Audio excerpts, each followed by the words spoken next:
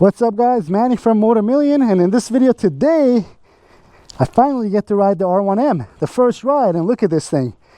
I'm sure you guys have seen this progress through our R1M series. We got our Akrapovic World Superbike exhaust, we did the BrenTune flash, we got our belly pan on, we did our airbox mods, and we have the baseline map on it from BrenTune.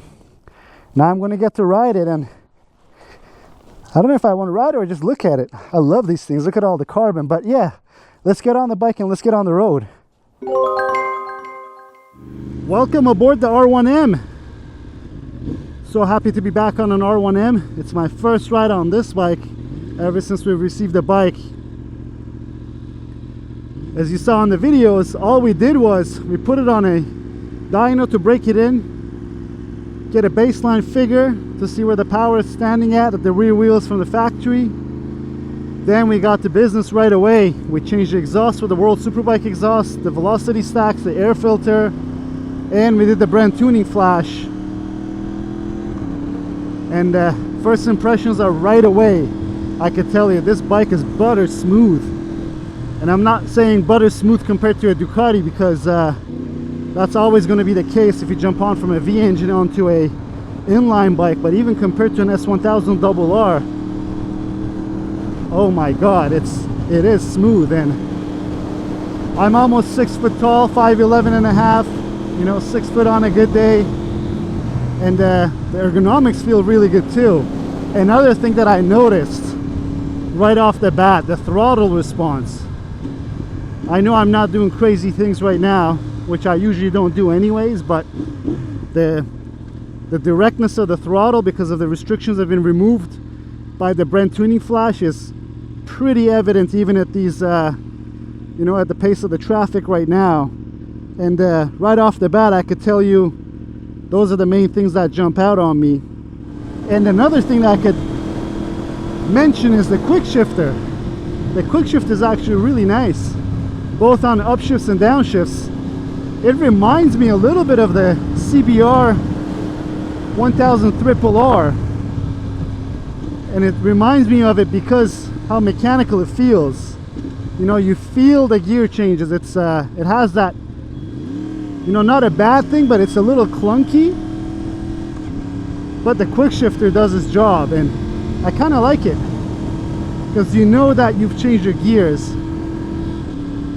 that you could physically tell that you're pressing that lever. That feels really good. But man, the smoothness of this bike, there's no shakes, rattles, nothing. And when your hands are on the bars, there's no buzziness to it. And did I mention the sound? Now we're going to take it back on a dyno, and you guys have asked us a question, are you guys going to do fine tuning on it? Yes, we are, because this combination of exhaust and velocity stacks is not so common, and as far as I know, no one's ran it. Neither does Brendan from BrenTune has any data on it. So what we did was we put a baseline flash on there just to get it running safely, so that we could ride it and also get it on the dyno to get some data back from it to see how it could be further improved. But what I could tell you that right now, right off the bat, the throttle is worlds of difference from a stock R1M. When we had our previous R1M, the flash wasn't released yet, and man, everything was great about that bike, but that throttle was a letdown because of all the electronic nannies and restrictions that some of these bikes have now. The throttle felt numb, especially in the lower RPMs. And you know, when you're riding around town like this,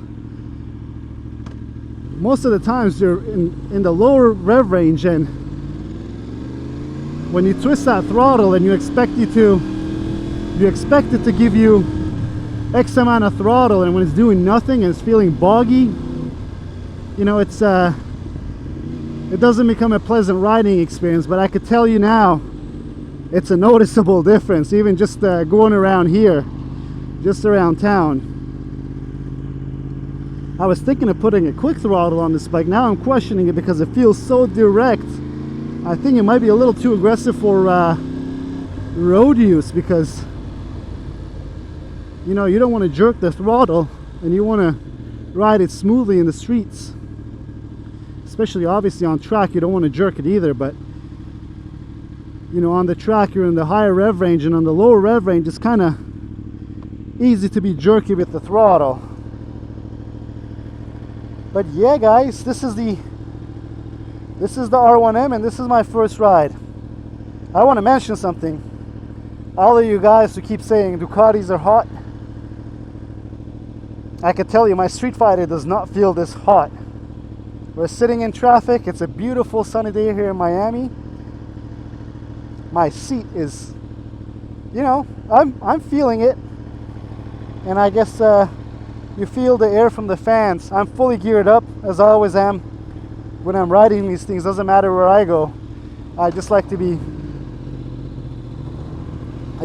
safe, you know. I think it's a good practice for everyone to have, but I'm not here to preach safety to you guys. But the R1M does get hot in Miami too. It is definitely hotter than the Motomillion Street Fighter V4. In a little bit, when we get some open roads, I want to crack the throttle open just a little bit to see how it feels. But so far, I'm amazed by its smoothness. It's such a pleasant thing to ride. I'm not going to do anything crazy, obviously, guys. I'm usually a pretty calm person when it comes to riding these bikes around town, especially on the streets, you know. I'm not that interested on, yeah, I'll split the traffic, but I'm not going to do any top speed runs or any crazy racing. It's kind of not my thing, you know. I'm not criticizing you guys who do that kind of stuff. It's just we live in a pretty metropolitan city. You're not going to find any open roads unless you go far out, and they're all just straight. And you know, going straight line, doing races and straight line speeds is not my thing.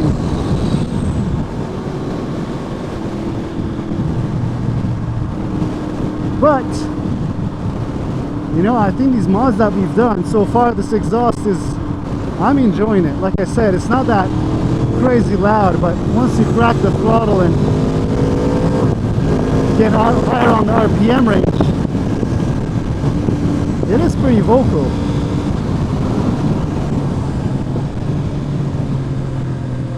We are going over the Julia Tuttle Causeway of Miami, and I guess I'm going to eat my words. I thought I said there's going to be some open roads, but hey, it is Miami after all, and it's right around noontime on a weekday, and there's quite a bit of traffic.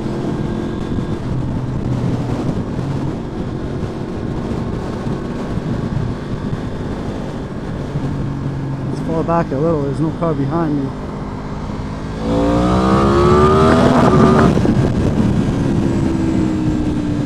Yeah, you know, we didn't go that high in the RPM. It does feel peppy. It feels pretty smooth in the rev range too, that kept on pulling there.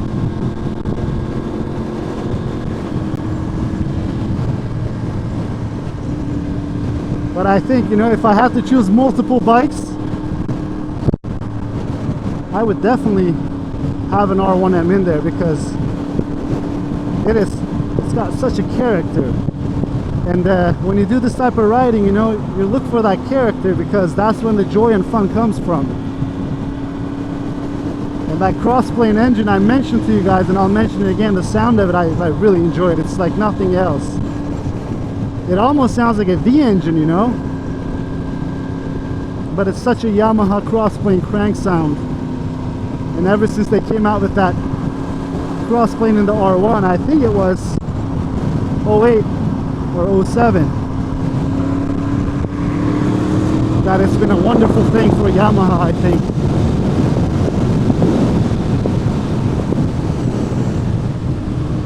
I don't know what setting the suspension is on, but it is a little bumpy.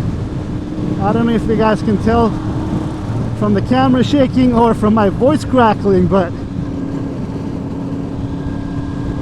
I'm sure we could put it on it says T1, I believe that's probably a track setting. I'll have to go through the settings to see if we can soften up the suspension to soak up some of these bumps, but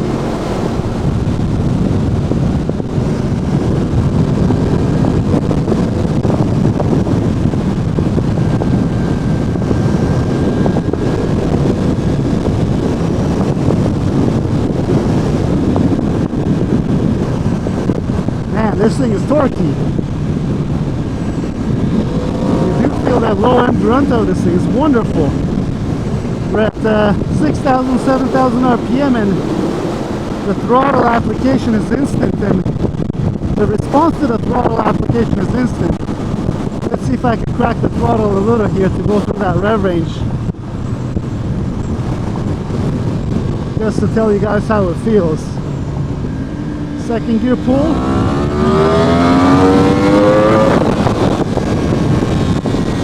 We might have to do this another time because I don't think we have enough road or any safe margin, but right there, you know, the power feels pretty good just from that little squirt of throttle application.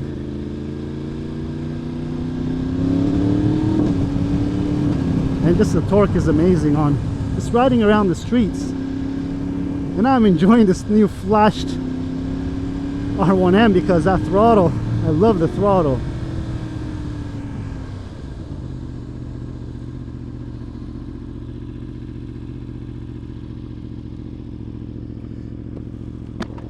I just popped off the highway, guys. Just I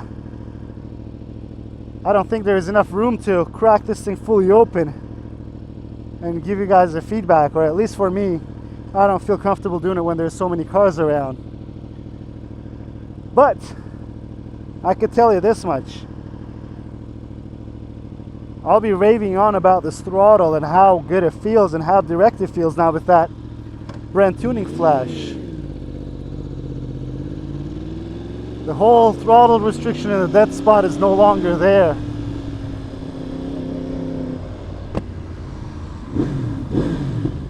And the sound and the pops. This thing is just amazing, guys, with the exhaust. I know some of you guys said it's too quiet, but I don't think so. And you guys will probably see how it sounds on a dyno, because there's going to be some further tuning and some dyno runs that's going to be coming up.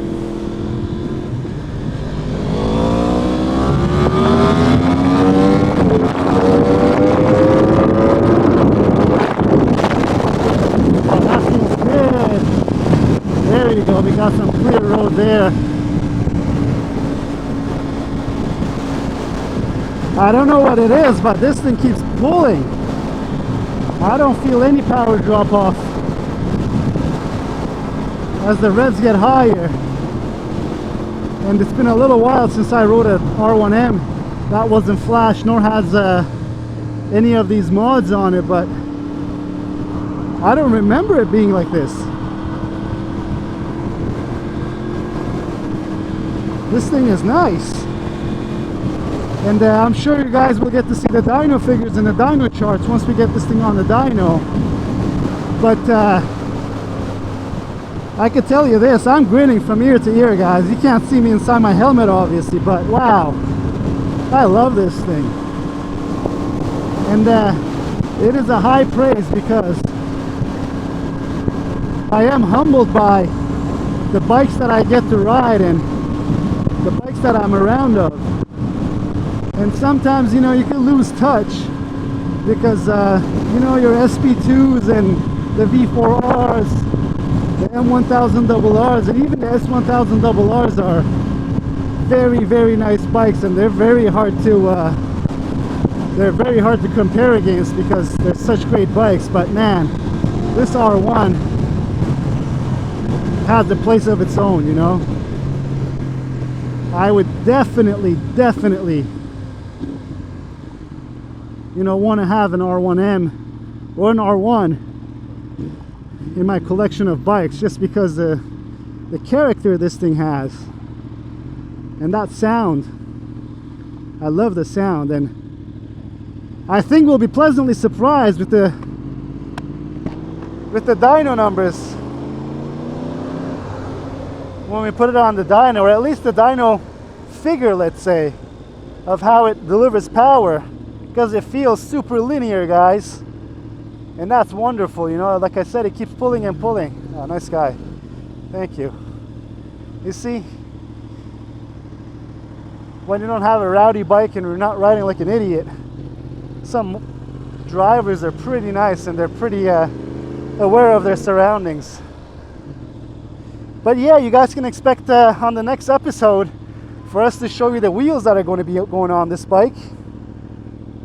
We have our OZ Racing Special Edition Forged aluminum wheels in the very rare matte blue color. And I'm telling you guys, the pictures don't do justice to it. You know, yeah, they look really nice on pictures, but in person, oh my god. And we did get to install the tires on it already. And look out for the next episode, because we visit a very special shop. My good buddy Chris Boy's shop called Motocourse here in Fort Lauderdale.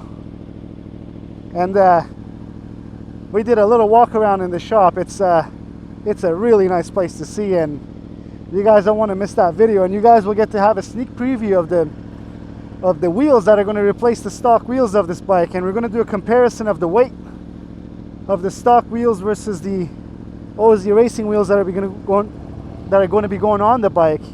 And furthermore, I think I've mentioned it numerous times, you guys did ask on if we are going to make a specific tune for this bike, and I'm glad to say Brendan from BrenTuning wants to get some data on this, since these parts are not so common. As a matter of fact, he has not ever had any data on a bike that has this exhaust, the velocity stacks. So right now we're running on the baseline tune, and we're definitely going to be tuning it further to maximize the power of this bike. But I'm telling you, just off the shelf with that tune that Brandon sent, this feels great. I know that we're definitely going to need to probably check the air fuel ratio and make sure that everything is safe. But from what I could tell, the bike doesn't bog. It feels like a freight train. You know, it's hard to say how much power it makes, because these things are fast. And as I mentioned, I don't do those drag racing type of stuff, or the street racing that some of you guys do. But compared to the stuff that I ride, and yeah, we all do a little pull here and there, this thing doesn't seem to be lacking any power whatsoever. And the power delivery of it and the torque of it could be very deceiving too, But yeah, guys, this is the first ride on the R1M.